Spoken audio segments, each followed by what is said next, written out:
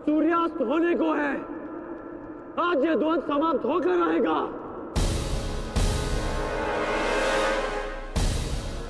तो ठीक है अंगराज,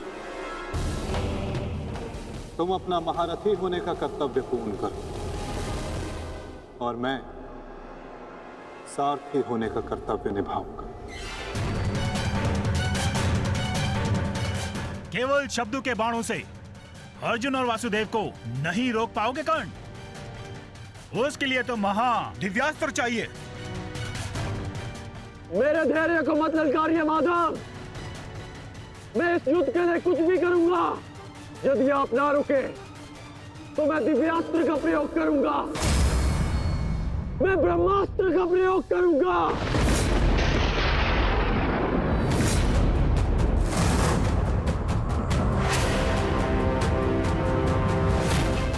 पराजय ने तो तुम्हारी बुद्धि तक हर ली अंगराज। ब्रह्मास्त्र का ज्ञान अर्जुन भी जानता है। यदि दो ब्रह्मास्त्र एक साथ टकराए तो इस युद्ध का ही नहीं, संपूर्ण सृष्टि का सर्वनाश हो जाएगा। मेरा कर्तव्य युद्ध समाप्त करना है मद्राज। सृष्टि की चिंता नारायण जाने। तुम्हें जो करना उचित लगे तुम कर सकते हो कर्ण, किंतु मेरे रुकने का समय अभी नहीं आया है।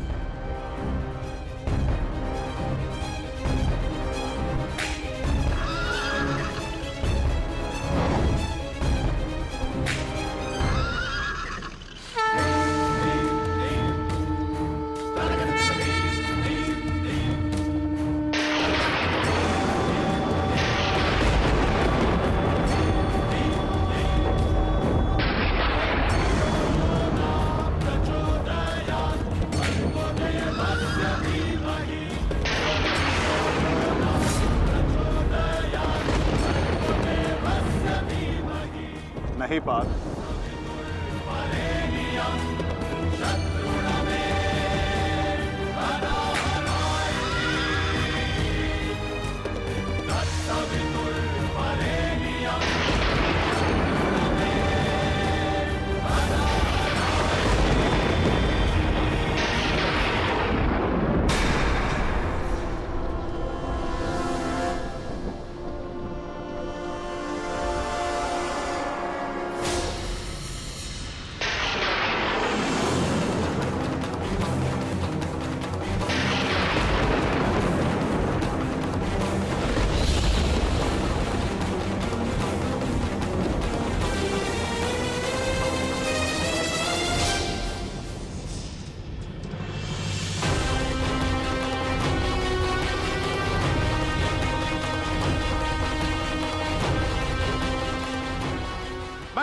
अग्निपुत्र परशुराम तुम्हें श्राप देता हूं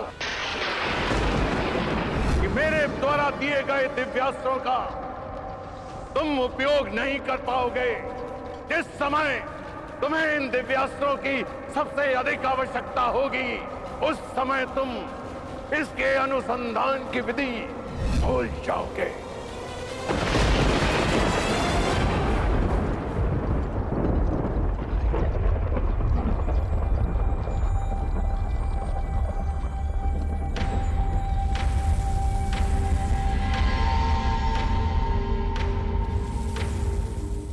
क्या हुआ अंगराज?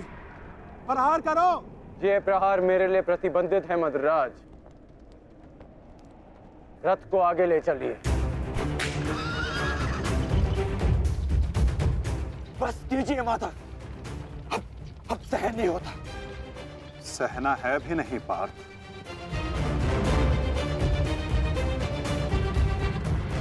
अब समय आ गया है।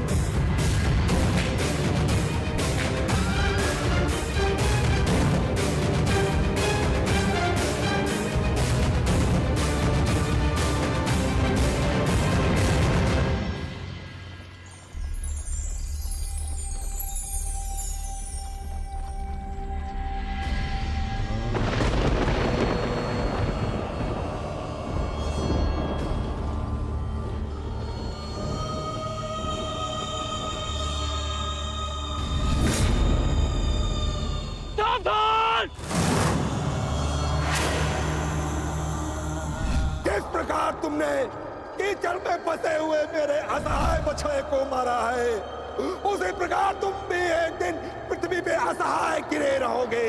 मैं अग्निहोत्र ब्राह्मण विजय तुम्हें श्राप देता हूं।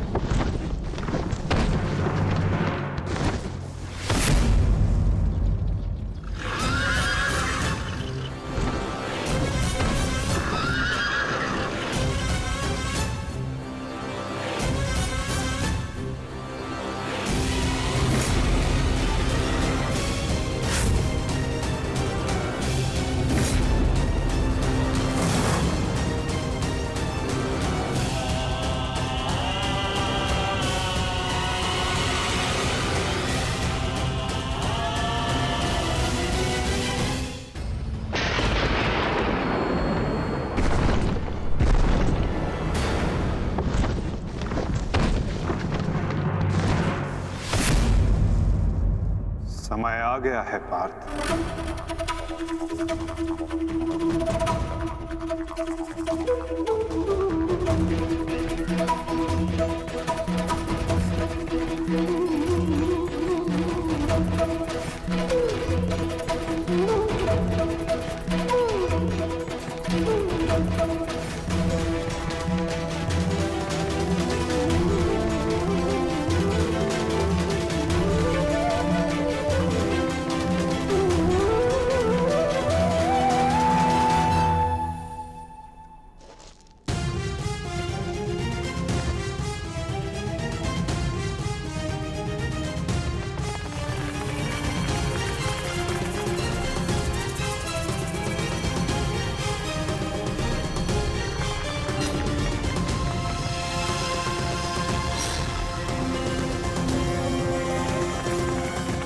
मद्राज, चक्र निकालने में मेरी सहायता कीजिए।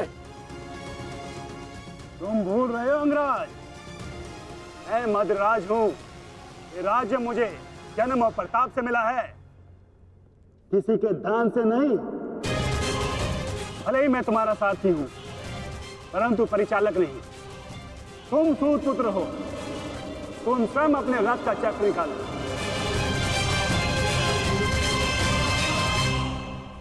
समझ आया महारथी सूत पुत्र?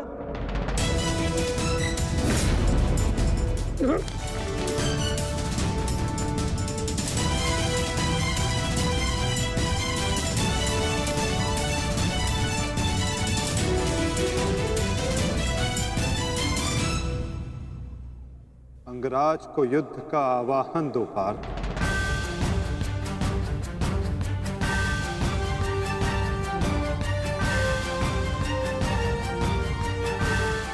परंतु माधव, वो अभी वीरत है, शस्त्रहीन है। तुमने मुझे वचन दिया है पार्थ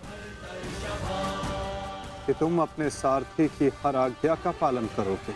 आज तुम मुझे आज्ञा मत देना पार्थ, अपितु आज तुम मेरी प्रत्येक आज्ञा का पालन करना।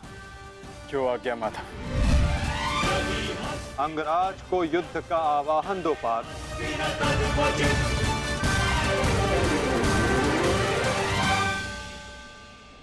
अंगराज, मैं तुम्हें युद्ध के लिए आवाहन करता हूं।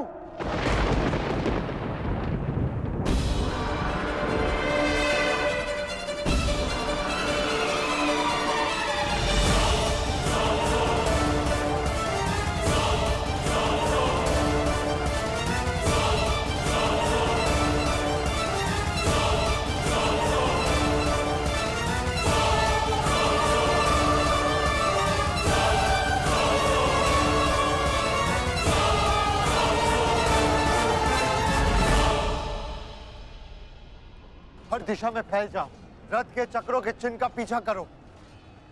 हमें शीघ्र ही अर्जुन तक पहुंचना है। सारथी, आगे बढ़ो।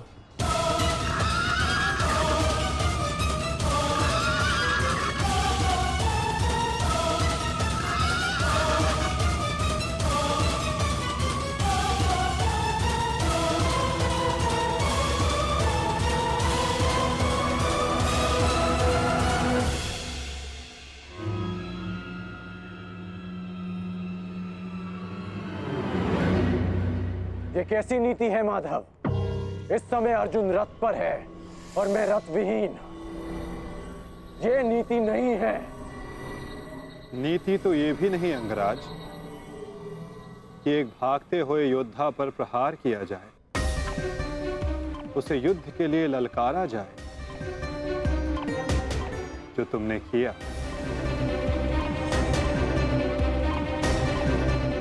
आप कह रहे हैं तो उचित ही होगा माधव, परंतु युद्ध से पूर्व मुझे अपने रथ का चक्र निकालने दीजिए।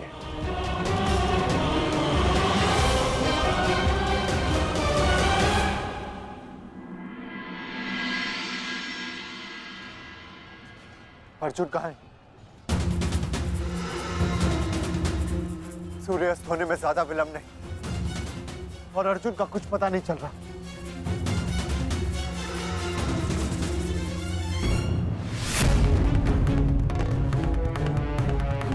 माधव रथ को उस ओर ले गए थे,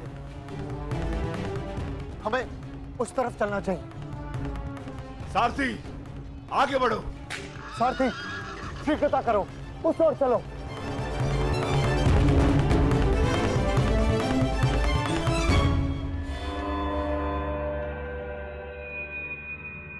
नहीं अंगराज, सूर्यास्त होने को है, समय शेष नहीं है। तुम्हें अभी और इसी क्षण युद्ध करना होगा।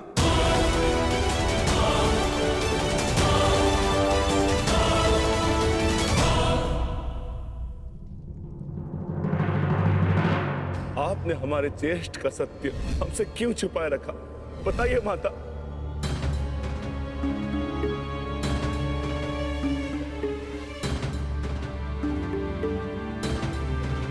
चिंतित ना हो माताश्री, आपके पुत्र सुरक्षित हैं। कौन सा पुत्र द्रौपदी?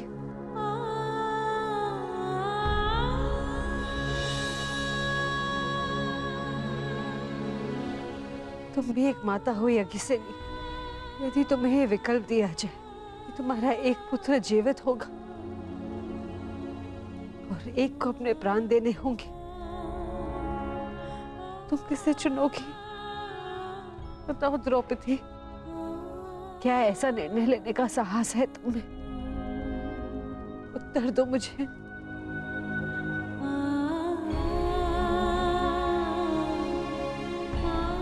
अपनी किशोरावस्था में की गई भूल के कारण मुझे अपना समस्त जीवन इस रहस्य के साथ व्यतीत करना पड़ा। मैं अपनी इस भूल का पश्चाताप अपने पूरे जीवन में नहीं कर पाऊंगी।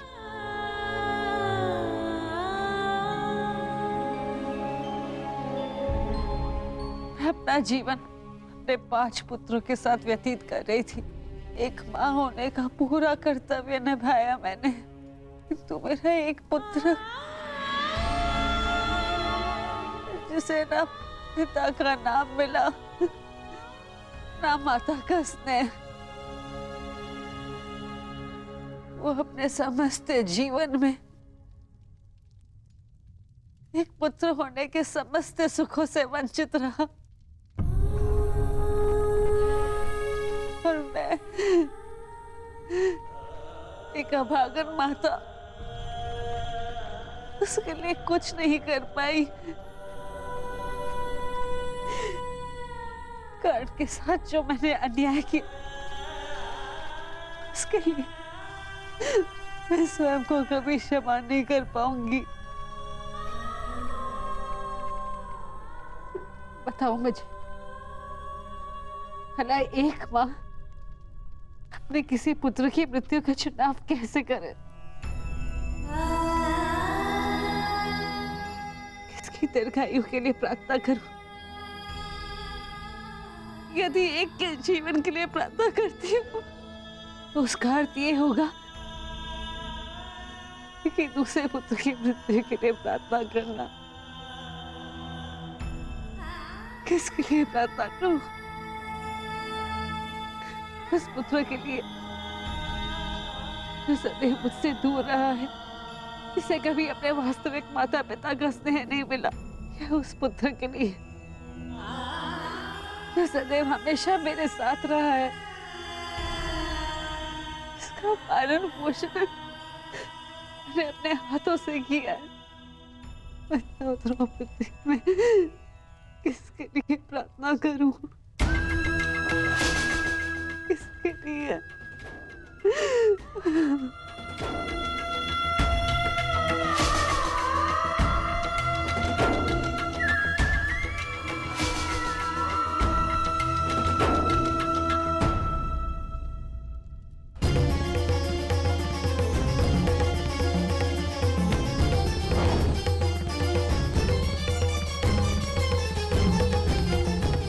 मित्र दुर्योधन, उधर देखो।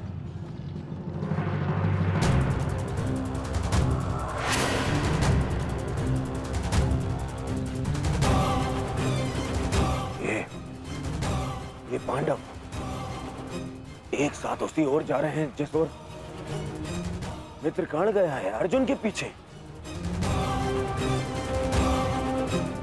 अवश्य कोई योजना है, अवश्य कोई योजना है। मुझे कर्ण की सहायता के लिए उसके पास जाना होगा। अश्वत्थामा, मित्र, तुम्हें क्या लगता है इसमें पांडवों की क्या मंशा है?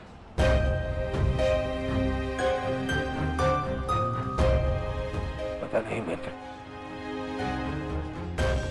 परंतु मेरा हृदय कह रहा है कि कर्ण किसी संकट में है। मुझे जाना होगा। सारथी, चलो। आज जो हो रहा है वो तुम्हें अनीति लग रही है कर्ण?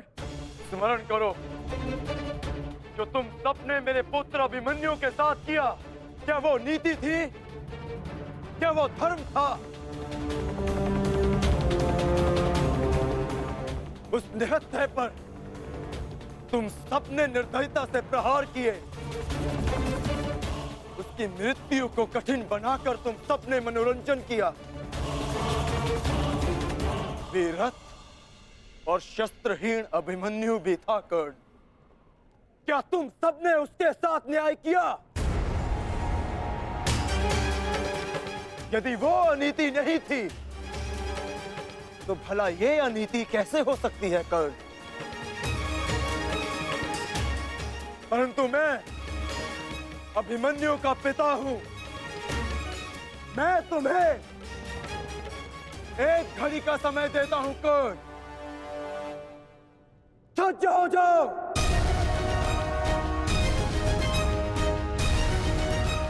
भद्रराज, मुझे मेरा विजय धनुष दीजिए। जब तक मेरे गुरु का विजय धनुष मेरे हाथ में है, कोई मुझे परास्त नहीं कर सकता। शीघ्र कीजिए।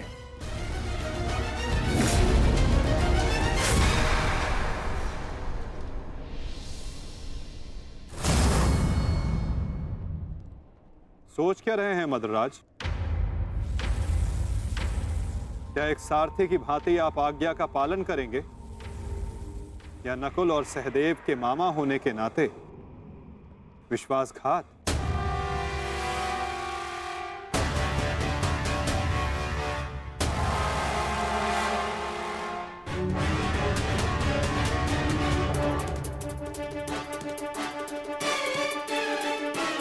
नहीं अंगराज, मैं तुम्हारी आज्ञा का पालन नहीं करूंगा।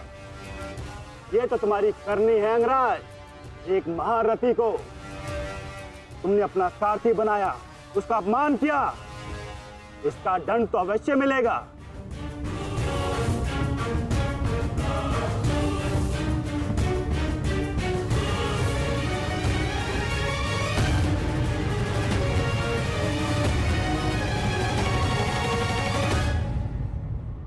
मैं अपने रथ का चक्र निकाल रहा हूं। यदि पीठ पे वार करना चाहते हो तो करो अर्जुन।